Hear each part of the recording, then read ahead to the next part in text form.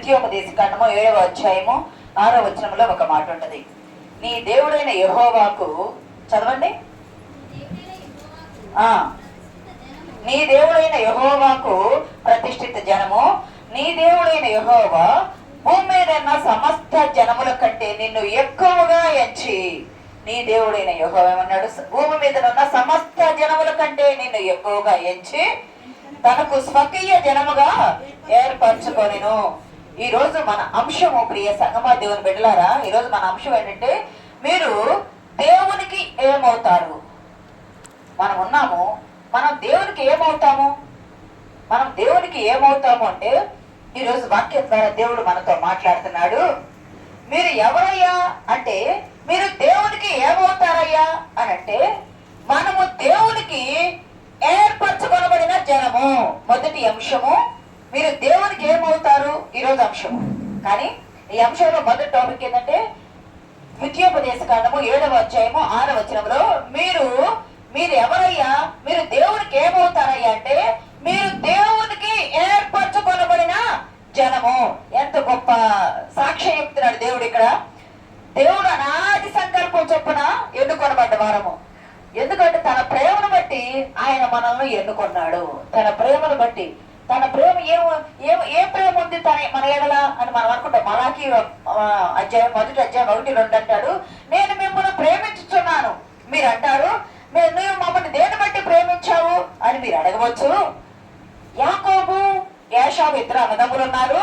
ఆ ఇద్దరు అన్నదమ్ములు ఒక తల్లి ఒక తండ్రికి జన్మించిన వారే. తల్లులు వేరున్నారా? లేదు కదా. ఒక తల్లి గర్భం నుండి ఒక్కసారే జన్మించిన వారు కదా. ఒక్కసారే జన్మించిన వారిలో నేను ఏశావుని ద్వేషించితిని, యాకోబును ప్రేమించితిని. గమనించండి సంగమా, దేవుడే ఉన్నాడు, ఏశావుని ద్వేషించాడంట. ఒక్క తల్ల గర్భం నుండి ఒక్క సమయం ముందు జన్మించిన వారే కదా వారు. కానీ దేవుడు అన్నాడు, నువ్వు మమ్మల్ని ఏమి ప్రేమించావని మీరు అడుగుతారేమో. మీరు ఏమి ప్రేమించావంటే, నేను యాకోబును ప్రేమించితిని, ఏశావును ద్వేషించితి. వారు అసలు ఏమీ తెలియక ముందే. గమనించండి, మనం ఎవరైనా చనిపోయిన వారి ఇంటికి వెళ్తే అక్కడ ఫోటో మీద కానీ లేదా సమాధి దగ్గర మీద కానీ డిఓబి లేదా డిఓడి అని ఉంటుంది. అంటే డేట్ ఆఫ్ బర్త్ అంటే డేట్ ఆఫ్ డెత్. అంటే పుట్టింది, చనిపోయింది, రెండు అక్కడ రాయబడింది. ఇక్కడ భూమి మీద ఎప్పుడు పుట్టాము తెలిస్తే రాస్తాం, లేదా అప్రాక్సిమేట్ పెద్దవాళ్ళు కనుక్కొని రాస్తాము. చనిపోయిన డేట్ తెలుసు కాబట్టి రాస్తాము. కానీ మన దినములన్నీ ఆయన గ్రంథంలో లిఖితం చేసుకున్నాడు కదా. మన పుట్టుక తెలుసు, మన జీవితకాలం తెలుసు, మన మరణము తెలుసు, మధ్యలో మనం ప్రయాణం చేస్తే మన యాత్రాకాలము ఆయనకు తెలుసు. అటువంటి సమయంలో ఏశావు గురించి దేవునికి తెలియకుండా ఉంటుందా? ఏదైనా ఒక సినిమా తీసేవాళ్ళు, ఒక సీరియల్ తీసేవాళ్ళు, ఏదైనా తీసేవాళ్ళు ఒక స్క్రిప్చర్ రాస్తారు కదా, రచయిత రాస్తారు కదా. దానిలో ఒక ఊహ ఉంటుంది వాళ్ళకు. ఈ సీరియల్ ఇలా తీయాలా, ఈ సినిమా ఇలా తీయాలా, ఇది ఇలా తీస్తే ఇలా సక్సెస్ అవుతుంది అని ఒక ఊహ ప్రకారం, ఒక ఆలోచన ప్రకారం అది రాస్తారు. భూమి మీద ఉండి కొంచెం జ్ఞానం కలిగి రాసే మనుషులే హృదయాలను తాకేటట్టు రాసి మనుషులను ఆకర్షిస్తున్నారు కదా. ఇప్పుడు ఎక్కడ చూసినా సీరియల్స్ కట్టుకొని కూర్చుంటారు కదా, జనం ఆకర్షిస్తున్నారు కదా. మరి మన దేవుడు సృష్టికర్త, క్రియేటర్. అంతేకాదు, మన దేవుడు సృష్టించగలడు, ఆయన డీవియేటర్ కూడా, నిర్మూలన కూడా చేయలేదు. ఇరుమూలు అంటాడు కదా, నేను కట్టగలను, పడగొట్టగలను, నాటగలను, పెకిలించగలను. ఆయన ఏదైనా నిర్మించగలడు, నిర్మూలము చేయగలడు. ఏదైనా దేవుడు చేయడానికి సమస్తము ఆయన వశములో ఉన్నాయి. ప్రియ సంగమా, గమనిస్తే మనల్ని ఏమి ప్రేమించాడయ్యా, అంటే ఇప్పుడు చదవబడిన లేఖన భాగంలో 7వ అధ్యాయంలో ఒక మాట ఉంటుంది చూడండి. 8వ వచనం చదవండి. 7 లాస్ట్ లో, మీరు సర్వజనుల కంటే దేవుడు అంటాడు, మీరు సర్వజనముల కంటే విస్తారమని యెహోవా మిమ్మల్ని ప్రేమించి మిమ్మల్ని ఏర్పరచుకోనలేదు. మన యూదులు గమనించండి, ఏర్పరచుకోనబడిన జనము అన్నారు. ఎవరు అసలు ఏర్పరచుకోబడిన జనము? ఎవరయ్యా ఏర్పరచుకోబడిన జనం అంటే యూదులు లేదా ఇశ్రాయేలీలు అంటాం. వాళ్ళని అంటారు. మలాకులు అంటే నేను ప్రేమించి మిమ్మల్ని ఏర్పాటు చేసుకున్నాను అంటాడు. మీకు ముందు ఒక మాట చెప్పాలా, మనకి ఎలక్షన్స్ జరిగినాయి కదా రీసెంట్, తమిళనాడు, హైదరాబాద్, పుదుచ్చేరి, కొన్ని ప్రాంతాల్లో జరిగినాయి కదా, వెస్ట్ బెంగాల్ అట్లాగా. గమనిస్తే మనం ఒక ఎమ్మెల్యేని ఎన్నుకుంటాము, ఒక ఎంపీని ఎన్నుకుంటాము. కాన్స్టిట్యూషన్ లో ఒక ఎంపీని ఎన్నుకుంటాం. ఒక 100 మంది మెంబర్ ఆఫ్ పార్లమెంట్ ఎంపీలను ఎన్నుకొని మనం ఎక్కడికి పంపిస్తాము? లోక్సభకు పంపిస్తాము, ఢిల్లీకి పంపిస్తాము. గమనిస్తే 100 మందిని ఎన్నుకొని మనం పంపిస్తున్నాం. ఎంతో మంది, ఎన్ని పార్టీలు ఉంటాయో అన్ని పార్టీల తరపున పార్లమెంట్ మెంబర్లు నిలబెడతారు. ఆ పార్టీల వాళ్ళు ఎంతమంది, ఎన్ని పార్టీలు ఉన్నాయో అన్ని పార్టీల వాళ్ళు ఆ పార్టీ తరపున పార్లమెంట్ మెంబర్ నిలబెడతారు. పార్లమెంట్ మెంబర్ నిలబెట్టినప్పుడు ఓట్లేసే మనుషులు మీరు వేయండి అంటే ఎవరు వచ్చినా కూడా ఎవరికి కష్టపెట్టడం ఇష్టం లేక మీకే వేస్తామని చెప్తారు. కానీ మనుషులు ప్రేరేపణ చొప్పులు కాకుండా వారి మనసులో ఎవరికి వెయ్యాలని ఇచ్చగలిగితో వారికే వేస్తారు. ఎందుకు వేస్తారు ఓటు అంటే, వీళ్ళు మన తరపున మన పట్టణం గురించి, మన జిల్లా గురించి, మన రాష్ట్రం గురించి, మన గ్రామాల గురించి, మండలాల గురించి వీళ్ళు ఢిల్లీ పార్లమెంటులో మన నిమిత్తము వీళ్ళు వాదిస్తారు. మన నిమిత్తం మన పక్షాన, ప్రజల పక్షాన నిలబడతారని ఎన్నుకుంటారు. అంతమంది ఉన్న మక్కలని ఎన్నుకున్నారు కదా, అంతమంది ఉన్న ప్రతి కాన్స్టిట్యూషన్ లో అంతమంది ఉన్న మక్కల్ని ఎన్నుకుంటారు. మక్కలు ఎన్నుకొని గెలిచిన వాళ్ళని తీసుకెళ్లి పార్లమెంట్ లో కూర్చోబెడుతున్నారు. అలాగే లోకములో కోటాను కోట్లు ఉన్నారు. సర్వే ప్రకారం 250 కోట్ల మంది క్రైస్తవులు ఉన్నారు, 200 కోట్ల మంది ముస్లింలు ఉన్నారు, 150 కోట్ల మంది హిందువులు ఉన్నారు, ఇంకా అట్లా లక్షల మంది, 60 లక్షల మంది, 50 లక్షల మంది, ఇట్లా బౌద్ధులు, రకరకాల వాళ్ళు ఉన్నారు. యూదులు ఎంతమంది ఉన్నారు అంటే 2.5 కోట్ల మంది ఉన్నారు. 2.5 కోట్ల మంది ఉన్నారు. ఇంకా గమనిస్తే 0.22 ఉన్నారు ప్రపంచం మొత్తం మీద అని లెక్కలు అనుకోని. అంత తక్కువ ఉన్నారు. ఇక్కడ ఏమన్నారు దేవుడు, లెక్కకు మీరు తక్కువే కదా, మీరు సర్వజనముల కంటే విస్తారమని యెహోవా మిమ్మల్ని ప్రేమించి మిమ్మల్ని ఏర్పరచుకోలేదు. సమస్త జనముల కంటే మీరు లెక్కకు తక్కువే కదా, సమస్త జనముల కంటే మీరు లెక్కకు తక్కువే. లెక్కకు తక్కువైన దేవుడు గమనిస్తే ఆదామును ఏర్పాటు చేసుకుని అవ్వను సృష్టించి ప్రతి చల్లమూట తోటలోకి వచ్చి వారితో ముచ్చటిస్తూ, ఆదామా అవ్వ మీరు ఎలాగున్నారని వాళ్ళని పలకరిస్తూ సంతోషాన్ని పంచుకుంటే, పాప ఫలితంగా అబ్బా తండ్రి అని ఆ పిలుపును వాళ్ళు పోగొట్టుకున్నారు. అబ్బా తండ్రి ప్రేమగల పిలుపు, ప్రేమగా టచ్ చేసే పిలుపును వారు పోగొట్టుకున్నారు. ఏదైనా తోట నుండి నెట్టివేయబడ్డారు. నెట్టివేయబడ్డ ఆదాము అవ్వలను దేవుడు విడిచిపెట్టాడా? విడిచిపెట్టలేదు. వారి వెంటే వచ్చాడు. వారిలో నుండి, వారి వంశంలో నుండి వస్తున్న నోవాహును ఎన్నుకున్నాడు. గమనించండి, సృష్టిని పతనం గావించబడింది. నోవాహును ఏర్పాటు చేసుకున్నాడు దేవుడు. ఆ ఒక్కరి ద్వారా, అతని కుటుంబం ద్వారా ఆ ఒక్కటే ఉంది. ఇప్పటికీ కూడా గమనిస్తే ఆ బైబిల్ ఛానల్స్ లో గమనిస్తే టర్కీ దేశంలోని ఆరారత్ పర్వతాల మీద ఆ ఓడ స్ట్రక్చర్ కనిపించిన దాన్ని సైంటిస్టులు తవ్వుతూ ఉన్నారు. అరలు లోనికి వెళ్ళి ప్రవేశించారని రీసెంట్ గా అరలు కనిపిస్తాయి. ఎంత గొప్ప సాక్ష్యము ఈ రోజుకు బయటపడుతుంది. ఇంత గొప్ప సాక్ష్యము అది బయటపడే నాటికి యూప్రటిస్ నది ఎండిపోతుందని కొన్ని లేఖనాలు. నిజంగానే యూప్రటిస్ నది ఎండిపోతుంది, లేఖనాలు తెలుస్తున్నాయి. అటువంటి జనములు నోవాహును ఎన్నుకొని నోవాహు కుటుంబం నుండి సృష్టిని మొత్తం ఆయన ఎస్టాబ్లిష్ చేశాడు, అంటే వృద్ధి చేశాడు. నోవాహు కుటుంబంలో నుండి, షేము కుటుంబం నుండి అబ్రహామును ఎన్నుకున్నాడు. గమనించండి, ఆది కాండంలో ఆ రాజ్యం నోవాహును ఎన్నుకున్నాడు, ఏర్పాటు చేసుకున్నాడు. తర్వాత అబ్రహామును పిలుచుకుని, అబ్రహాము నా స్నేహితుడు యెషయా గ్రంథంలో ఉంది, దినవృత్తాంతములో 2 దినవృత్తాంతములో ఉంది, యాకోబు పత్రికలో ఉంది. అబ్రహాం ఎవరు? నా స్నేహితుడు. 41లో ఉంటుంది యెషయాలో, నా స్నేహితుడైన అబ్రహామా నేను ఏర్పరచుకున్న యాకోబు. దేవుడు అబ్రహామును స్నేహితుడు అని పిలుస్తున్నాడు, నోవాహును నీతిమంతుడు నిందారహితుడు అని పిలుస్తున్నాడు. అలా పిలిచాడు. మోషేను కూడా ఏర్పాటు చేసుకున్నాడు. నా ఇల్లంతటిలో నమ్మకమై. గమనించండి, కోటాను కోట్ల మంది ప్రజలు ఉన్నారుగా, 800 కోట్ల పైన ప్రజలు ఉన్నారుగా. అప్పుడు లెక్కకు తక్కువైన ఇజ్రాయేల్ ఏర్పాటు చేసుకున్నాడుగా. వాళ్ళందరినీ ఏర్పాటు చేసుకుంటే యాకోబు మాత్రము దేవుని కొరకు తనకు తాను ప్రత్యేకంగా ఏర్పరచుకోవడానికి సిద్ధపడ్డాడు. అందరినేమో దేవుడు ఏర్పాటు చేసుకున్నాడు, యాకోబును కూడా దేవుడు ఏర్పాటు చేసుకున్నాడు. కానీ యాకోబు తనను తాను దేవునికి సిద్ధపాటుగా ఉండాలని ఏర్పాటు చేసుకున్నాడు.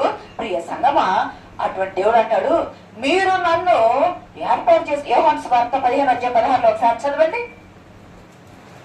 మనం ఎలాగైతే పార్లమెంట్ మెంబర్ని ఎన్నుకొని ఏర్పాటు చేసుకొని పార్లమెంట్ కి పంపించామో, అలాగే లోకములో కోటాను కోట్లు ప్రజలు ఉన్న దేవుడు పేరు పెట్టి 15:16 మీరు నన్ను ఏర్పరచుకోలేదు, నా పేరిట తండ్రిని ఏమి అడుగుదురో అది ఆయన మీకు అనుగ్రహించినట్లు మీరు వెళ్ళి ఫలించుటకును మీ ఫలము నిలిచియుటకును నేను మిమ్మల్ని ఏర్పరచుకొని నియమించాను. దేవుడు అన్నాడు, మీరు నన్ను ఏర్పరచుకున్నారని మీరు అనుకుంటూ ఉన్నారేమో, మీరు నన్ను ఏర్పరచుకోలేదు. నేనే మీరు ఫలించాలని, అభివృద్ధి చెందాలని, విస్తరించాలని నేను మిమ్మల్ని ఏర్పాటు చేసుకుని మిమ్మల్ని నియమించి గమనించండి. సృష్టి క్రమం చూస్తే ఒక కథలాగా, ఒక చరిత్రలాగా, ఒక సంఘటనలాగా ఆదాము వల్ల చేయటం ఏమిటి, వాళ్ళు పతనం కావటం ఏమిటి, నోవహు నుండి సృష్టి వృద్ధి కావటం ఏంటి, నోవహులో నుండి వచ్చిన షేము నుండి అబ్రహాము రావటం ఏంటి, అబ్రహాముని ఎన్నుకొని కొడుకునిస్తానని చెప్పి అబ్రహాము కొడుకునిచ్చి, అబ్రహాముకు వచ్చిన కొడుకుల్లో ఇస్సాకు ఇచ్చి, ఇస్సాకు వచ్చిన కొడుకుల నుండి యాకోబుని ఎన్నుకొని ఏర్పాటు చేసుకొని దేవుని ప్రణాళిక ఎంత మహత్తరంగా చూపిస్తున్నాడు. దేవుడు ఏర్పాటు చేసుకుని ఉండి దేవుడు అన్నాడు, మీరు నన్ను ఏర్పరచుకోలేదయ్యా, నేను మిమ్మల్ని ఏర్పరచుకొని నియమించుతుని. ఎందుకయ్యా అంటే మీరు ఫలించాలని. ఎవరిని ఏర్పాటు చేసుకున్నారయ్యంటే పాత నిబంధనలు అబ్రహామును ఏర్పాటు చేసుకున్నారు. మరి అబ్రహామును ఏర్పాటు చేసుకుంటే గలతీ 3లో ఉంటది కదా, గలతీ 3:14 అబ్రహాము ఆశీర్వాదము యేసుక్రీస్తు నందు అన్యజనులమైన మనకు యేసుక్రీస్తు ద్వారా నియమించబడెను. అబ్రహామును దేవుడు ఏర్పాటు చేసుకున్నాడు. మరి అది ఇశ్రాయేలీయులు కదా, మనం ఎలాగవుతాము, మనం అంజనం కదా అంటే అబ్రహాము ఆశీర్వాదము యేసుక్రీస్తు నందు అన్యజనులమైన మనకు అది వెలుగుగాను రక్షణగాను మనకు ఆయన శిలువ మీద మరణించిన ద్వారా మనకు అనుగ్రహించబడింది. ప్రియ సంగమా, ఎవరిని ఏర్పాటు చేసుకున్నాడయ్యా? ఎందుకయ్యా? నిజంగా చెప్తే క్రీస్తు నందు మనల్ని ఏర్పాటు చేసుకున్నాడు కదా. ఆయన ఏర్పాటు చేసుకోవటానికి మనల్ని మనం పరిశీలన చేసుకుంటే మనం అరుగులువా, మనం పాత్రలం అవుతామా? ఆయన మనం ఎన్నుకొని ఏర్పాటు చేసుకోవడానికి పాత్రలు. ఒక కుటుంబంలో 4, ఒక కుటుంబంలో 10 మంది ఉంటే 10 మందిలో 2 రక్షణ పొందుతారు, 8 మంది విడిచిపెట్టబడతారు. 4 ఉంటే 4లో ఒకళ్ళు 2 రక్షణ పొందుతారు, మిగతా వాళ్ళు విడిచిపెట్టబడతారు. అంతమంది ఉంటే వాళ్ళకి లేని రక్షణ, వాళ్ళకి లేని ఆధిక్యత, వాళ్ళకి లేని కృప దేవుడు నీకెందుకు ఇచ్చాడు అంటే దేవుడు నిన్ను ఏర్పాటు చేసుకున్నాడు, నిన్ను నియమించుకున్నాడు. తన బిడ్డగా తన రక్షణ ఇచ్చి నీ కొరకు ప్రాణం పెట్టి నిన్ను ఏర్పాటు చేసుకున్నాడు. ఎందుకయ్యంటే నువ్వు ఫలించాలి, నీవు అభివృద్ధి పొందాలా అని దేవుడు నిన్ను ఏర్పాటు చేసుకొని నిన్ను నియమించాడు. ఎటువంటి ఆధిక్యత లేని మనల్ని ప్రేమించి అర్హత లేని మనకు అర్హతనిచ్చాడు క్రీస్తునందు. 1 కొరింథీ పత్రిక 1:27-28 వచనాల్లో ఒక మాట చూడండి. ఏ శరీరియు దేవుని ఎదుట అతిశయింపకుండా ఉండునట్లు ఏ శరీరీ కూడా దేవుని ఎదుట అతిశయించకూడదు. ఎందుకంటే జ్ఞానులను సిగ్గుపరిచి జ్ఞానులను సిగ్గుపరుస్తున్నాడంట. ఎన్నిక లేని వారిని దేవుడు ఏర్పాటు చేసుకో. అర్హత లేని వారిని, మనం అర్హత లేదే, మనకి ఎన్నిక లేదే, మనం విలువ లేని వారమే. కానీ దేవుడు విలువైన తన ప్రాణం ఇచ్చి మనల్ని విలువ పెట్టి కొనబడిన సొత్తు. నువ్వు ఎవరవయ్యా అంటే దేవుడు, మీరు దేవునికి ఏమవుతారయ్యా అంటే దేవునికి మీరు ఏర్పరచుకొనబడిన జనం అవుతారు. ప్రియ సంగమా, ఆయన మనల్ని ఏర్పాటు చేసుకునే ఉద్దేశం ఏమిటి? అసలు ఎందుకు దేవుడు మనల్ని ఏర్పాటు చేసుకున్నాడు? సింపుల్ గా, జాగ్రత్తగా, లోతు పోకుండా, హిస్టరీకి పోకుండా సింపుల్ గా చెప్తున్నా, జాగ్రత్తగా వినండి. ఆయన మీరెవరయ్యా అంటే మేము దేవుడు ఏర్పరచుకొనబడిన జనము లేదా ప్రజలము. ఎందుకు ఆయన మిమ్మల్ని ఏర్పాటు చేసుకున్నాడు? మిమ్మల్ని ఏర్పాటు చేసుకోవడం వల్ల ఆయన ఉద్దేశం ఏమిటయ్యా అంటే ఆయన గుణాతిశయములను మనము ప్రచురం చేయాలి. 1 పేతురు పత్రిక 2:9 ఉంటుంది కదా, ఆయన గుణాతిశయములను మనము ప్రచురం చేయాలి. ఆయన ప్రేమ గల దేవుడు కదా, ఆయన జాలి గల దేవుడు కదా, ఆయన కరుణ గల దేవుడు కదా. అయ్యా నేను విమోచిస్తాను, యెషయా 66:12 మీరు పరిశుద్ధ ప్రజలయ్యా, మీరు విమోచించబడిన వారయ్యని, మిమ్మల్ని పరిశుద్ధ ప్రజలని విమోచించాలని, మీరు పరిశుద్ధులుగా ఉండాలని ఆయన ఏం చేస్తున్నాడు అంటే ఆయన మిమ్మల్ని ఏర్పాటు చేసుకుని మీ ద్వారా, మన ద్వారా ఒక పార్లమెంట్ మెంబర్ ఢిల్లీలో ఉండి అక్కడ పార్లమెంట్ లో ఎలా మాట్లాడుతున్నాడో పరలోకంలో ఉన్న దేవునికి భూమి మీద మనం ఎవరమయ్యా అంటే ఆయన మెంబర్ ఆఫ్ పార్లమెంట్. ఆయన కొరకు మనము పోరాడవలసిన వాళ్ళని, ఆయన నిమిత్తము ఆయన గుణాతిశయములను. అసలు ఒకసారి జ్ఞాపకం పెట్టుకోండి, అర్హత లేదు కదా. ఇశ్రాయేలు పడిపోలేదు, ఎన్ని మార్లు పడిపోలేదా? ఐగుప్తు దేశంలో ఉంటే 10 రకాలైన తెగుళ్ళు. ఒక్క దేశమే కదా, ఎన్ని మార్లు చెప్పుకున్నాం కదా. ఒక్క దేశమే 10 రకాలైన తెగుళ్ళు వస్తే ఒక ప్రాంతంలో ఉన్న ఐగుప్తీయులకు వచ్చినాయి, గోషేను ప్రాంతంలో ఉన్న ఇశ్రాయేలుకు రాలేదు. ఒక్క ఒక్క కూర దూడగాని ఒక్క డెక్క కూడా విడిచిపెట్టకుండా అందరినీ నడిపించాడు కదా. వాళ్ళు బయలుదేరి వెళ్తూ ఉంటే సముద్రం ఎదురైంది కదా. ఇశ్రాయేలును ఏర్పాటు చేసుకున్నాడు కదా. అబ్రహామా నువ్వు రా అని ఏర్పాటు చేసుకున్నాడుగా. యాకోబుతో నేను సిద్ధపాటు చేస్తానని చెప్పాడుగా. ఐగుప్తు నుండి తీసుకెళ్లి మోషేను ఎందుకు నడిపిస్తున్నాడుగా. దేవుడు ఏర్పాటు చేసుకున్న ప్రజలకు ఎంతగా సిద్ధపరుస్తాడయ్య అంటే, ఇశ్రాయేలు ఎర్ర సముద్రం దగ్గరకు వచ్చినప్పుడు ఎన్నిసార్లు మనం చెప్పుకున్నాం. ఎర్ర సముద్రం దగ్గరకు వచ్చినప్పుడు సముద్రాన్ని 2 పాయలుగా చీల్చి 6 నెలల వరకు సిద్ధపాటు చేశాడు. వాళ్ళకి చీకటిగా ఉంటే అగ్నిస్తంభాన్ని పంపించి ఇశ్రాయేలుకు వెలుగుగాను శత్రువులకు అగ్ని గోడగాను సిద్ధపాటు చేసి పెట్టాడు. 6 నెలల మీద వాళ్ళు నడిచి అద్దరికి వెళ్ళారు కదా. అక్కడికి వెళ్ళినప్పుడు అరణ్యంలో నడిచేటప్పుడు భయంకరమైన విష సర్పాలుంటాయి, పాములు తేళ్లుంటాయి అరణ్యంలో. అటువంటి అరణ్యంలో వాళ్ళకి ఏ కీడు లేకుండా పగలు మేఘస్తంభంలో ఉండి ఎండవేడి లేకుండా సిద్ధపాటు చేశాడు కదా. రాత్రి అగ్నిస్తంభంలో ఉండి వారికి వెలుగునిచ్చాడు కదా. ఆహారం కావాలి అంటే ఏ దేశ ప్రజలు ఏ రాజులు వారిని రానివ్వకపోతే ఆకాశం నుండి మన్నా కురిపించి మంచులో ఆహారాన్ని సిద్ధపాటు చేసి ఇసుక మీద కుమ్మరించాడు కదా. ప్రియ సంగమా, అయ్యా నీళ్లు కావాలి, మాకు నీళ్లు లేవు అంటే బండలో సిద్ధపాటు చేసిన నీళ్లను వాళ్ళకు బయలుపరిచాడు కదా. తన ప్రజలు ఏర్పాటు చేసుకుంటే, తన ప్రజలను దేవుడు ఏర్పాటు చేసుకుంటే పేరు పెట్టి పిలిస్తే నువ్వు తక్కువ జనమే, మీరు కొద్దిగానే ఉన్నారు, అయినా నేను మిమ్మల్ని ఏర్పాటు చేసుకుంటే ఏర్పాటు చేసుకున్న ప్రజలకు ఏదైనా కొదవు చేశాడా దేవుడు? కొదవు చేయలేదు. ఈ రోజు నీతో నాతో దేవుడు మాట్లాడుతున్నాడు. క్రీస్తునందు నేను మిమ్మల్ని ఏర్పరచుకున్న జనము మీరు, యేసుక్రీస్తునందు మీరు ఏర్పరచుకున్న జనము మీరు. మీ కొరకు నా కుమారుడిని పంపించి ఆయన శిలువ మరణానికి అప్పగించాను. ఆయన రక్తంతో మిమ్మల్ని కొని మిమ్మల్ని కడిగి పరిశుద్ధ జనముగా దేవుడు నాకు పరిశుద్ధ జనముగా నేను చేసుకున్నా. ఇశ్రాయేలీయులు అరణ్యములో వచ్చేటప్పుడు ఏ కొదవా చేయకుండా అన్ని వారికిచ్చి వారిని గద్దరెక్కల మీద మోసినట్టు మోసి తీసుకొచ్చి వాగ్దాన దేశంలో దింపాను కదా. ఈ రోజు క్రీస్తునందు మీరు ఏర్పరచుకొనబడిన జనమైతే మీ కుటుంబంలో ఉన్న కొదవలు, కొరతలు, ఇరుకులు, ఇబ్బందులు, అప్పులు, సమస్యలు, వ్యాధులు, రోగాలు, బాధలు, చింతలు ప్రతిదీ క్రీస్తులో నేను మీకు అనుగ్రహిస్తానని దేవుడు వాగ్దానం చేస్తున్నాడు. నమ్మినట్లయితే చప్పట్లు కూడా దేవుడు నమ్మని మనం గణపడతాం. మీరు ఎవరయ్యా అంటే మీరు నేను ఏర్పరచుకోబడిన పరిశుద్ధమైన జనులు, విమోచింపబడిన వారు. మొదటి అంశం. రెండవ చూద్దాం చూడండి. 2 కొరింథీ పత్రిక 6వ అధ్యాయము 16వ వచనం. ఫాస్ట్ గా చెప్పుకుందాం. 2 కొరింథీ పత్రిక 6వ అధ్యాయం 16వ వచనం చదవండి. నేను వారిలో నివసింతును, నేను వారికి దేవుణ్ణి యందును, వారు నా ప్రజలే. చదవడానికి గట్టిగా 6:16. దేవుని ఆలయమునకు నేను వారితో నివసింతును. దేవుడు అన్నాడు నేను వారిలో నివసించి సంచరింతును. దేవుడు అంటాడు, అబ్బా ఎంత గొప్ప దేవుడు. ఇంత కోటాను కోట్లు ప్రజలు ఉన్నా ఒక్క ఇశ్రాయేలు జనంగా అసలు నిజంగా గమనిస్తే అసలు ఎంత గొప్ప పండిత సైంటిస్టులు ఉన్నారో చెప్పలేము. చెప్పారు కదా, ఆల్బర్ట్ ఐన్స్టీన్ తీసుకున్నా, అసలు ఎవరైనా ఎక్కడైనా న్యూ జెర్సీలో చూసుకున్నా వాడు ఒక స్టాక్ మార్కెట్ కానీ ఎక్కడ చూసినా యూదులు కొద్దిగా ఉంటారు. 2.5 ప్రజల ప్రపంచం మొత్తం మీద, కానీ ప్రపంచం మొత్తం వారి చుట్టూ తిరిగింది. ఎందుకయ్యా, ఎందుకు వారి చుట్టూ తిరిగింది అయ్యంటే దేవుడు వారిని ఏర్పరచుకున్న juice is God chosen people. యూదులు వాళ్ళు దేవుడు ఏర్పాటు చేసుకున్న ఎన్నికైన జనాంగము. ఎన్నికైన ఎంత తెలివి ఉంటది, ఎంత జ్ఞానం ఉంటది. ఇన్ని కోటాను కోట్లు ప్రజలు ఉన్నా వారికి వచ్చిన నోబెల్ ప్రైజెస్ ఎవరికి రాలేదు. వారికి వచ్చిన తెలివి జ్ఞానము మెడిసిన్ లో ముందుంటారు, పారిశ్రామిక విషయంలో ముందుంటారు, వ్యవసాయంలో ముందుంటారు, ప్రతిదీ టెక్నాలజీలో ముందుంటారు, ఆయుధాలు కొనుగోలు ప్రతి దానిలో ముందుంటారు. ఎందుకయ్యా, ఎందుకు వాళ్ళకంత తెలివి పెట్టారు అనంటే వాళ్ళు దేవుడు ఏర్పాటు చేసుకున్న ప్రజలు, దేవుణ్ణి హత్తుకున్న ప్రజలు.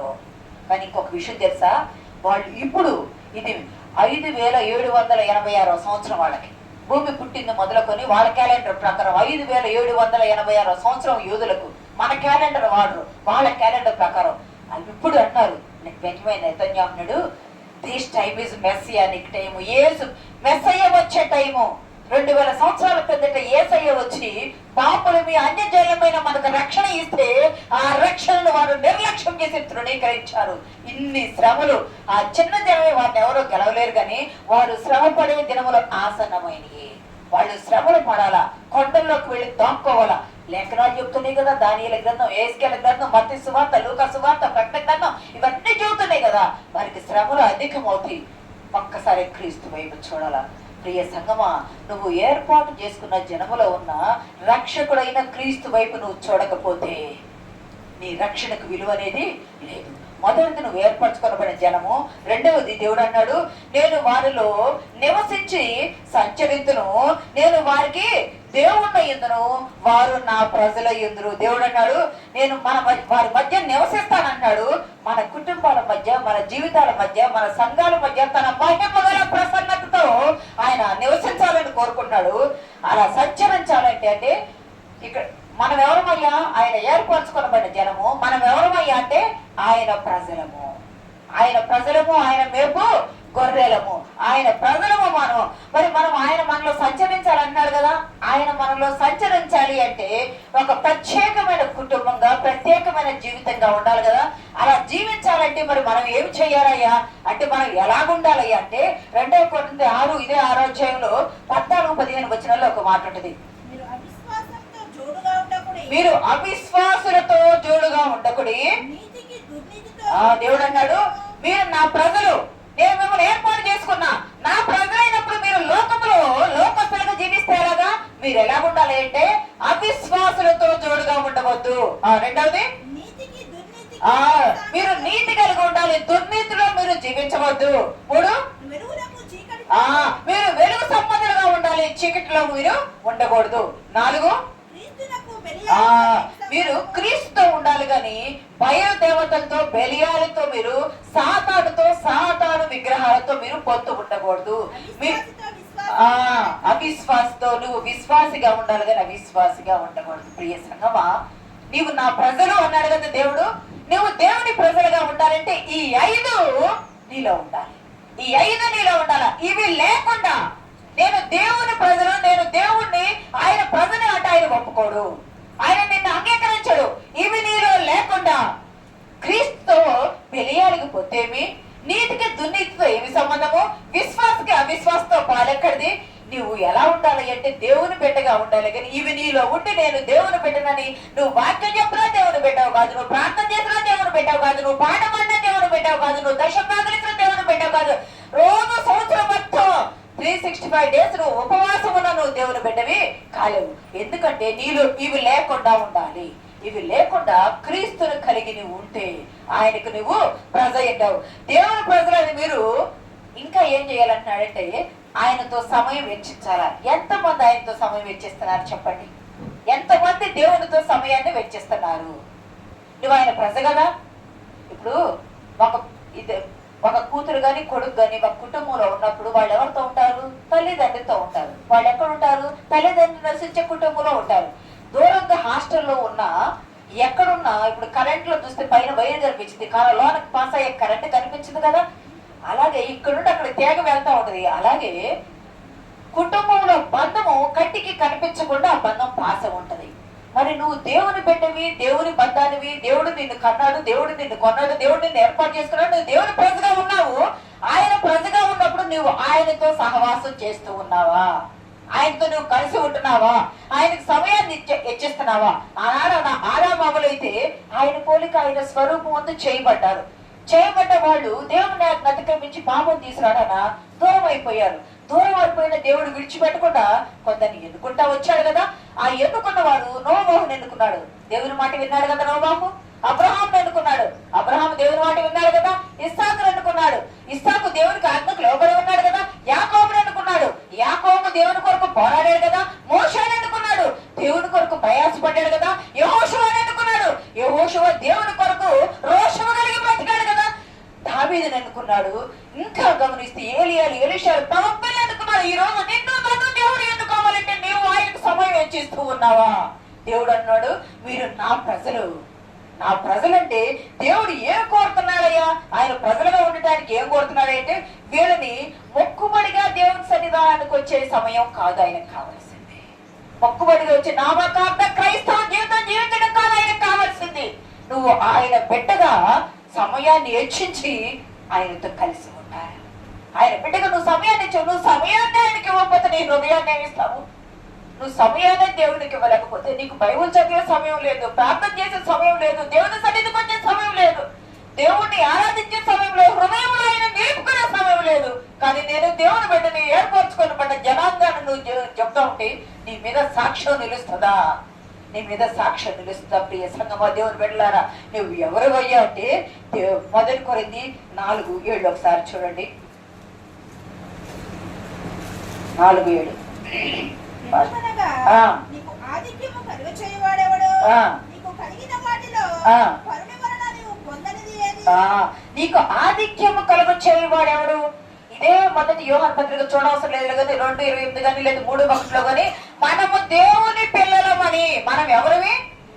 అసలు మనం దేవుని పిల్లలమని అని అనిపించుకోవడం కంటే ధన్యత మనకి ఏమన్నది? దేవుని పిల్లలు అంటం వేరు, దేవుని పిల్లలయ్యా వీళ్ళు అని మనల్ని బట్టి సాక్ష్యం నిలపటం వేరు. దేవుడు మనలో నివసిస్తే, దేవుడు మనలో సంచరిస్తే, మనం దేవునితో సమయం వెచ్చిస్తే, క్రీస్తు కొరకు మనం జీవిస్తూ ఉంటే మనం దేవుని బిడ్డలుగా ఉంటాం. దేవుని బిడ్డలు గమనించండి, దేవుడు రీసెంట్ గా ఈ మధ్య కాలంలో 2025లోను ఈ 2025లోను 2026లో కొంత జరిగింది కదా. దేవుడు మనం ఒక పాట పాడతాం, యూదులు తిరిగి వచ్చుతున్నారు, రండి యేసు ఎదుకన్నప్పుడు యూదులు తిరిగి వచ్చుతున్నారు పాడతాం కదా. గమనిస్తే సంగమా, దేవుడు ప్రవచనాలు ఎప్పుడూ తప్పిపోవు. అబ్రహామును ఏర్పాటు చేసుకున్నాడు, తర్వాత వీళ్ళందరూ చెదరిపోతారయ్యా అని ఎన్ని లేఖనాలు ఉన్నాయి. చెదరిపోయినవన్నీ మళ్ళీ రాకడ సమయంలో అంత్యకాలంలో వాళ్ళందరినీ నేను సమకూరుస్తానంటే ఆస్ట్రేలియాలో ఉన్నవాడు యెరూషలేము వచ్చేసారు, జర్మనీలో ఉన్న వాళ్ళు యెరూషలేము వచ్చేసారు, ఆయా ప్రాంతాల్లో ఉన్న ఎక్కడున్న వాళ్ళకి సేఫ్టీ ఉండట్లేదని తిరిగి వస్తున్నారు. మీకు గుర్తుందా, 23, 24 ప్రాంతంలో మణిపూర్లో కుక్కీస్ మీద మోతీస్ కుక్కీ 2 తెగలున్నాయి కదా. కుక్కీస్ అంటే ఏసేపు కుమారులైన మనీషే ఉన్నాడు కదా, పెద్ద కుమారుడు మనీషే సంతతి, బెన్ మనీషే గోత్రికులు. వాళ్ళు మనీషే గోత్రికులను ఇజ్రాయేల్ దేశం గుర్తించి 2500 మంది, దగ్గర 5000 మంది వరకు వెళ్ళారు. 2500 మందిని మన ఫ్లైట్ లో తీసుకెళ్ళిపోయారు. ప్రియ సంగమా, బెంజమిన్ నెతన్యాహు అన్నాడు వాళ్ళతో, రండి మనందరం కలిసి 3వ దేవాలయం కట్టుదాము, దేవుని నామానికి మహిమ కలుగును గాక. తన ప్రజలు ఎక్కడ ఉన్నా వారిని ఏర్పాటు చేసుకున్న వాళ్ళని తిరిగి యెరూషలేమునకు నడిపిస్తూ ఉన్నాడు. నువ్వు దేవుని కుమారుడివి, దేవుని కుమార్తెవి, దేవుని ప్రజలకు అయితే దేవునితో సమయం ఇచ్చిస్తావు. నువ్వు గుర్తుపెట్టుకోండి, ఇంటికి వెళ్ళిన తర్వాత అయినా నువ్వు దేవునితో వాక్యం చదవకుండా, ప్రార్థన చేయకుండా, దేవునితో సమయం వెచ్చించకుండా నేను దేవుని బిడ్డని అంటే ఆ మాట కొట్టే మాట. సాతానుతో క్రీస్తుకి బెలయాలతో ఏమి పొత్తున్నాం కదా, క్రీస్తుతో పొత్తు లేదు మనకు. క్రీస్తుతో పొత్తుంటే ఆయన వాక్యం చదవాలి. ఆయన ఎక్కడ కనిపిస్తున్నాడు నీకంటే లేఖనాల్లో కనిపిస్తున్నాడు. వాక్యం చదివితే దేవుడు నీతో మాట్లాడతాడు, ప్రార్థన చేస్తే నువ్వు దేవుడితో మాట్లాడతావు. నువ్వు దేవునితో మాట్లాడకుండా, దేవుడు నీతో మాట్లాడకుండా నేను ఆయన ప్రజలను అనంటే సేవకులతో బాధ్యత ఊరికే ప్రార్థన చేయటం నువ్వు చేసుకోవద్దు.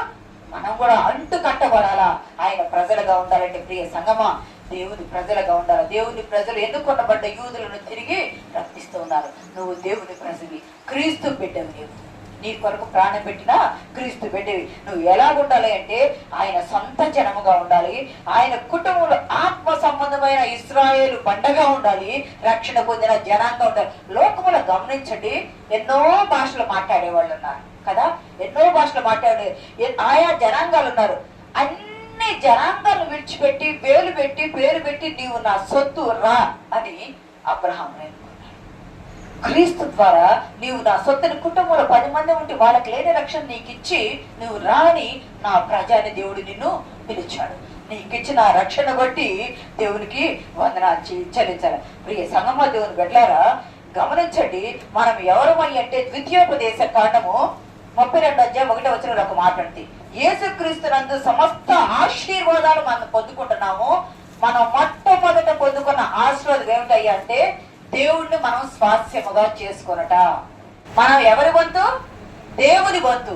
దేవుడు అన్నాడు, నా వంతు ఎవరయ్యా అంటే కోటాను కోట్ల ఆయా భాషలు మాట్లాడే ప్రజలు ఉన్నా నీవు నా వంతు అని ఒక జనాంగాన్నే పేరు పెట్టి పిలిచాడు, ఇశ్రాయేలు జనాంగాన్ని.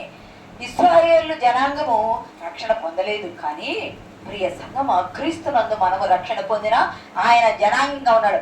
ఆయన ఎందుకయ్యా నిన్ను ఎన్నుకున్నాడంటే 3 కార్యాలు తన ప్రజలు తన ఎడలో 3 కార్యాలు చేయాలని కోరుకుంటున్నాడు.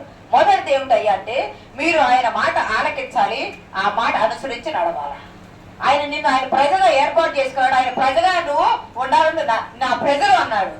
అన్నప్పుడు నువ్వు ఎలా ఉండాలి అంటే ఆయన మాట ఆలకించాలా, ఆయన మాట అనుసరించి నడవాలా. 2, నేను పరిశుద్ధులను కనుక మీరును పరిశుద్ధులై ఉండాలా. సమస్త ప్రవర్తన యందు, 1 పేతురు 1:15-16 అంటారు, సమస్త ప్రవర్తన యందు మీరు పరిశుద్ధులై ఉండుడి. పరిశుద్ధ ప్రజలు యెహోవా విమోచించబడిన వారని మీకు పేరు. ఇంకా 3వది ఏమన్నాడంటే, దేవుని ప్రజలు దేవుణ్ణి ఆరాధించాలా. మొదటిది ఆయన మాట వినాలా, మాట అనుసరించి నడవాలా. 2వది ఆయన పరిశుద్ధ దేవుడు కనుక మనము పరిశుద్ధులమై సమస్త ప్రవర్తన యందు పరిశుద్ధులమై ఉండాలని అన్నాడు. 3వది దేవుని ప్రజలు ఆయన్ని ఆరాధించాలా. వారు మొరపెడతా ఉంటే ఆ మొరంట దేవుడు ఆలకించి వారికి సహాయం చేయటం. జకర్యా 13:9 ఒక మాట ఉంటుంది చూడండి. వెండిని తీసి శుద్ధిపరిచినట్లు శుద్ధిపరచును, బంగారమును శోధించినట్లు వారిని శోధించును. వారు నా నామమును బట్టి మొరపెట్టగా వారి మొరను ఆలకించును. దేవుడు అన్నాడు, మీరు నా మాట వినాలో, నా మాట అనుసరించి నడవాలా. నేను పరిశుద్ధుడు కనుక మీరు పరిశుద్ధులే సమస్త ప్రవర్తన యందు పరిశుద్ధంగా జీవించాలా. మీరు నా ప్రజలు కాబట్టి మీరు నాకు మొరపెడితే, అన్య దేవుళ్ళు అన్య దేవతలు కాదు, మీరు నాకు మొరపెడితే నేను మీ మొర ఆలకించి మీకు సమస్త కార్యాలు చేస్తానని దేవుడు వాగ్దానం చేస్తాడు. వాగ్దానం ఎప్పుడైనా తప్పిపోయాడా? భూమి పుట్టింది మొదలుకొని, సృష్టి పుట్టింది మొదలుకొని ఈ రోజు వరకు, ఏ రోజు వరకు కూడా దేవుడు వాగ్దానం తప్పిపోయే దేవుడు కాదు. అందుకే ఇందాక మనం చదవబడ్డ కీర్తన భాగంలో 144:15 ఇట్టి స్థితి గలవారు ధన్యులు, తమకు యెహోవా తమకు దేవుడుగా గల జనులు ధన్యులు. మనం ఎవరమయ్యా అంటే, నీవు దేవుడు ఏర్పరచుకొనబడిన జనానివి. నీవు ఎవరవయ్యా? పరిశుద్ధ ప్రజలు, దేవుని ప్రజలు. నీవు ఎవరవయ్యా అంటే ధన్యజీవులు. మీరు ధన్యులైన జనులు. ఇట్టి స్థితి గలవారు యెహోవాను దేవునిగా అనుసరించేవారు, అంగీకరించేవారు, దేవుడుగా గల జనులు ధన్యులు అంటున్నారు. మనం ఎవరమయ్యా అంటే ధన్యులైన జనులు. చివరిగా దేవుడు మనతో ఏం మాట్లాడుతున్నాడంటే, మీరు ఏమవుతారు దేవునికి అని అనుకుంటే, మనం ఎవరమి? ఆయన స్వాస్యము. ఇందాక చదువుకున్నాం కదా మనము, ఆయన స్వాస్య భాగం 32:9 చదవండి, లాస్ట్ లో ఉంటది. ఆయన స్వాస్య భాగము మనము. ప్రియ సంగమా, దేవుని బిడ్డలారా, యెహోవా వంతు ఆయన జనమే, మనం ఎవరమయ్యా అంటే, మనం ఎవరమవుతాము చెప్పుకున్నట్టు ఏర్పరచుకునబడిన జనము. మనం ఎవరమవుతాము? ఆయన ప్రజలము. మనం ఎవరమవుతామంటే ధన్యులైన యెహోవా ఉన్న జనులు, మన దేవుని ప్రజలము, ఆయన రక్షించిన ప్రజలము. అందుకంటాడు కదా, ఇశ్రాయేలు నీ భాగ్యం ఎంత గొప్పదయ్యా, యెహోవా రక్షించిన నిన్ను పోలినవాడు ఎవడయ్యా. 2 అంటాడు, నిన్ను పోలినవాడు ఎవడయ్యా అంటే దేవుడు మనల్ని ఏర్పరచుకున్న దేవుడు. మనం దేవుని ప్రజలము, ఆయన మనల్ని ఏర్పాటు చేసుకున్నాడు. మనము ఆయన సొత్తు, ఆయన జనాంగము. నా ప్రజలు అంటాడు ధన్యకరమైన జనులమి. నువ్వెవరవయ్యా అంటే, లోకములు ఇన్ని కోట్ల మంది ఉన్నా వేలు పెట్టి నువ్వు ధన్యకరమైన జనులు అని దేవుడు నీతో చెప్పుచున్నాడు. ప్రియ సంగమా, ఆయన స్వాస్య భాగము నీవు జ్ఞాపకం పెట్టుకోవాలి. ఆయన స్వాస్య భాగము నీవు. మీకు ఒక ఉదాహరణ చెప్పి ముగిస్తాను. గమనిస్తే ఒక దైవజనుడంట భారతదేశం నుండి యూకేకి వెళ్ళాడంట. అక్కడ మీటింగ్స్ నేను యూకేకి వెళ్తే ఆయన్ని రిసీవ్ చేసుకోవడానికి ఒక వ్యక్తి రావాలి కదా. యూకేకి వెళ్ళాడంట. యూకేకి వెళ్ళాక అతను రిసీవ్ చేసుకోవడానికి ఎయిర్పోర్ట్కి ఒక వ్యక్తి వచ్చాడట.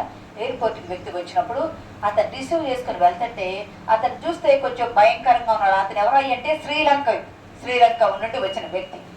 భయంకరంగా ఉన్నాడు. ఒంటి నిండా వాతలు ఉన్నట్టుగా ఉన్నాయి, మొహము ఒకలాగా ఉన్నది, భయంకరమైన గాయాలతో ఉన్న మనిషిలాగా, గాయాలు ఉండి మారిపోయిన మనిషిలాగా అనిపించాడు. ఆ వ్యక్తి వెళ్తూ ఉంటే తనను తాను పరిచయం చేసుకున్నాడట. అయ్యా, మాది శ్రీలంక దేశము, ఇప్పుడు నేను ఇక్కడికి వచ్చి నివసిస్తున్నాను. ఒకప్పుడు నేను శ్రీలంక దేశంలో ఉన్నప్పుడు నేను ఉగ్రవాదిగా ఉన్నాను. గమనించండి, నేను ఉగ్రవాదిగా ఉన్నాను. అనేకులను హింసించేవాడిని, అనేకులను బాధ పెట్టేవాడిని. అయితే ఉగ్రవాదిగా ఉన్న సమయంలో ఒక 80 సంవత్సరాల ముసలామె రోజు నా దగ్గరకు వచ్చింది. రోజు నా దగ్గరకు వచ్చి అనేదంట, ప్రభువు నిన్ను ప్రేమిస్తున్నాడు, ప్రభువు నిన్ను ప్రేమిస్తున్నాడు, నువ్వు ప్రభువుని అంగీకరించని రోజు వచ్చి ఆ ఒక్క మాట చెప్పలేదంట. వణుక్కుంటా వచ్చింది, ప్రభువు నిన్ను ప్రేమిస్తున్నాడు, నువ్వు ఆయన్ని అంగీకరించు అని చెప్పేదంట. విని విని విని విని ఆయన తీసుకొచ్చి, ఇంకొకసారి వచ్చావంటే నిన్ను కాల్చి పారేస్తా అన్నాడంట. ఇంకొకసారి నాకు వచ్చి చెప్పావంటే నిన్ను కాల్చి పారేస్తా అన్నాడంట. ఆమె చెప్పిందంట, అయ్యా సరే నేను రాను నీ దగ్గరికి, కానీ ఒక్క మాట గుర్తుపెట్టుకో, యేసుక్రీస్తు గొప్ప దేవుడు, ఆయన అంగీకరించు. నీకేదన్నా బాధ కలిగింది అనుకో, నీకు బాగా కష్టం జరిగింది అనుకో, నువ్వు ఇబ్బందుల్లో ఉన్నావు అనుకో, ఒక్కసారి కళ్ళు మూసుకో. నువ్వు ఏ స్థితిలో ఉన్నా యెహోవా దేవుడుగా గల జనులు ధన్యులయ్యా. ఏ స్థితిలో కళ్ళు మూసుకొని హృదయంలో ఆయన నింపుకుని ఒక్కసారి యేసయ్యా అని నీ స్థితిని బట్టి నువ్వు దేవుణ్ణి అడుగు. ఖచ్చితంగా దేవుడు నిన్ను విడుదల చేస్తాడు, ఖచ్చితంగా నిన్ను కాపాడతాడయ్యా. ఈ ఒక్క మాట జ్ఞాపకం చేసుకొని నేను నీ దగ్గరికి ఇక్కడ రానయ్యా అని చెప్పి ఆ వెళ్ళిపోయింది. ఆ వెళ్ళిపోయిన వారానికి ఆమె చనిపోయింది. వెళ్ళిపోయిన వారానికి చనిపోయింది. 1 సంవత్సరం ఆగిన తర్వాత అనుకోకుండా ఒకరోజు శత్రువులు ఈయన చుట్టుముట్టారంట. శత్రువులు ఈయన చుట్టుముట్టినప్పుడు పట్టుకున్నారు, తీసుకొని వెళ్ళిపోయారు. అసలు కట్టేసి పిచ్చు కొట్టుడు కొట్టి ఒంటి నిండా వాతలు పెట్టారంట. ఒంటి నిండా ఈరోజు ఆ భాష గారు చూస్తుంటే ఆయన ఒంటి నిండా వాతలు ఉన్నాయి కదా, ఆ వాతలు ఏమిటాయి అంటే ఇవన్నీ కూడా ఇట్లా పెట్టిన వాతలు, ఆ వాతలు ఉన్నాయి కదా, వాతలు పెట్టారు. భయంకరంగా కొడుతూ ఉన్నారు. కొట్టి కొట్టి కొట్టి సొమ్మసిలిపోయారు. ఈయన సృహ తప్పి పడిపోయాడు. వీళ్ళు దూరంగా వెళ్ళి కూర్చొని ముచ్చట చెప్పుకుంటా ఉన్నారు. 2 రోజులు 3 రోజులు అలా జరిగింది. బాధ తట్టుకోలేకపోతున్నాడు. ఆయన కళ్ళు మూసుకొని ఉండి సృహ కోల్పోయి సృహ వచ్చే సమయంలో, సృహ వచ్చినప్పుడు కొడుతున్నారు, సృహ కోల్పోతున్నాడు. 3వ రోజు సృహ వచ్చే సమయంలో అంట ఆ ముసలం మాటలు చెవుల్లో గింగురాలు తిరుగుతున్నాయంట. అయ్యా యేసుక్రీస్తుని అంగీకరించు, ఆయన గొప్ప దేవుడు అయ్యా. నీకేదైనా బాధ కలిగితే ఒక్కసారి హృదయంలో ఆయన తలసుకో, ఆయన నేను విడుదల కలిగజేస్తాడని ఆ ముసలమ్మ చెప్పిన మాట ఆయన గుర్తు చేసుకున్నాడంట. అరే ఏమో బతికినంత కాలం చెప్పింది, నేను రావద్దు చంపేస్తానని చెప్పి నాకు వారానికి ఆమె చనిపోయింది. ఆమె చెప్పింది కదా, ఒక్కసారి నేను ఈ స్థితిలో ఉన్నా, నన్ను ఇంకా ఎవ్వరూ, నేను మరణానికి దగ్గర అయ్యా, నన్ను ఎవ్వరూ విడిపించలేరు. ఆ ముసలామ చెప్పిన మాట నేను ఎందుకు కాదనాలా? ఒక్కసారి నేను కళ్ళు మూసుకుని, ఎందుకంటే మోకరలు లేడు, కూర్చోలేడు, చేతులు జోడించలేడు, కట్టేసి కొట్టి మాటలు పెడుతూ ఉన్నారు. భయంకరంగా గోర్లన్నీ పీకేస్తూ ఉన్నారు. భయంకరంగా హింస పెట్టారు కదా. కళ్ళు మూసుకొని హృదయంలో అడుగుతానని కళ్ళు మూసుకొని కన్నీళ్లు కోరుస్తా, యేసయ్యా నువ్వెవరో నాకు తెలియదు, కానీ ఆ ముసలమ్మ రోజు వచ్చి చెప్పింది, నేను విసుగుపడి చంపేస్తానన్న ఒక్క మాట చెప్పింది. నీకు కష్టం కలిగినప్పుడు నాకు ఆయనకు మొరపెట్టయ్యా, ఆయన నేను విడుదల కలిగజేస్తాడంది. నువ్వెవరువో నాకు తెలియదు, నేను నిన్ను చూడలేదు, ఆ మాట నమ్మి నేను మొరపెడుతున్నా, నువ్వు నాకు సహాయం చేయి ప్రభా, వీళ్ళు నన్ను చంపేస్తారు, బ్రతకనివ్వరు, నీకు ఇష్టమైతే నన్ను విడుదల కలుగచేయి. ఆమె మాట నన్ను నమ్ముతున్నాను, ఆ మాటకి నేను నీకు మొరపెట్టుకుంటున్నా అని అనుకొని ఆమెనంటాం కూడా ఆయనకి తెలియలేదు. అనుకొని కళ్ళు తెరిచి చూస్తుంటే ఒక సైన్యాధికారి డ్రెస్ వేసుకుని ఈయన బయటకు వస్తూ ఉన్నాడు. అందరూ దూరంగా కూర్చొని వారి క్యాంపుల్లో ఉన్నారు. ఒక్కడే కట్టేస్తున్నాడు. సైన్యాధికారి వచ్చి, అయిపోయాను, నేను నన్ను చంపేస్తాడు, అతని దగ్గర గన్ తీసుకొని చంపేస్తాడు అన్న సమయంలో సైన్యాధికారి వచ్చి కట్లను తీసుకుని వెళ్ళిపోయి దూరంగా ఒక ఇంట్లో పెట్టి దేనికి తగ్గే వరకు సహాయం చేసింట. తగ్గిన తర్వాత ఒక్క మాట కూడా మాట్లాడలేదట సైన్యాధికారి. తగ్గే వరకు సహాయం చేశాడంట. తగ్గిన తర్వాత వెనుతట్టేసి వెళ్ళిపోయాడంట. ఎవరు అని ఆయన బాగా అయిన తర్వాత ఈయన ఎవరు అంటే ఏ ఒక్కరు కూడా ఈయన ఎవరని సమాధానం చెప్పలా. ఆయన సైన్యాధికారి కాదు, ప్రభువే సైన్యాధికారి వలె వచ్చాడు. ఆ బిడ్డ పెట్టిన మొర ఆలకించి ఆ బిడ్డను విడుదల కలిగజేశాడు. అట్లా అంటాడు, ఆ దేవుడు గొప్ప దేవుడు అయ్యా. ఆ దెబ్బల నుండి, ఆ కట్ల నుండి, ఆ గాయాల నుండి, ఆ శత్రువుల హింస నుండి నన్ను విడుదల కలిగజేశాడు. ఆ ముసలామె మాట నేను నమ్మాను, ఆ దేవుడిని నేను నమ్ముతున్నా. ఈ రోజు ఆయన నమ్మి రక్షణ పొందా. నా యేసు ప్రభువే నా కోసం సైన్యాధికారిగా వచ్చి నన్ను విడుదల కలుగజేశాడయ్యా. ఈ రోజు ఆయన సేవ చేస్తా, ఆయన సాక్షిగా నిలబడ్డా. నా మీద గాయాలు, నా ఒంటి మీద ఉన్న గాయాలు నేను చేసిన పనులకు పెట్టబడ్డాయవి. నా శత్రువులు పెట్టి ఈ గాయాలు ఈ రోజు నాకు సాక్ష్యంగా ఉంది అని చెప్పాడట. ఎంత గొప్ప సాక్ష్యము! ఆయన దేవుని ప్రజగా, దేవుడు ఏర్పరచుకున్న ప్రజలు, దేవుని ప్రజలు ధన్యులైన జనుగా ఉండి దేవునికి సాక్ష్యం చెప్పట్లు కూడా దేవుని నామని కనపడతా. మనం ఈరోజు అతను నమ్మి దేవుని సాక్షి అయ్యి దేవుని కొరకు సేవ చేస్తున్నాడు. నీవు నేను ఆయన ప్రజలు అనుకున్నప్పుడు ఆయన నమ్మి ఆయన సాక్షులుగా జీవిస్తూ మన జీవితాలు ముందు ఎన్ని సమస్యలు, ఎంత సమస్యలు, తీరని సమస్యలు ఉన్న హృదయంలో ఆయన నింపుకుని ప్రార్థన చేస్తే నీ పక్షాన్ని నిలబడి నీ కార్యం చేయి. దేవుడు నీకు తోడైనాడు. అలాగే తోడైంటి పరిశుద్ధాత్మ దేవుడు మనకు సహాయం దయచేయను గాక.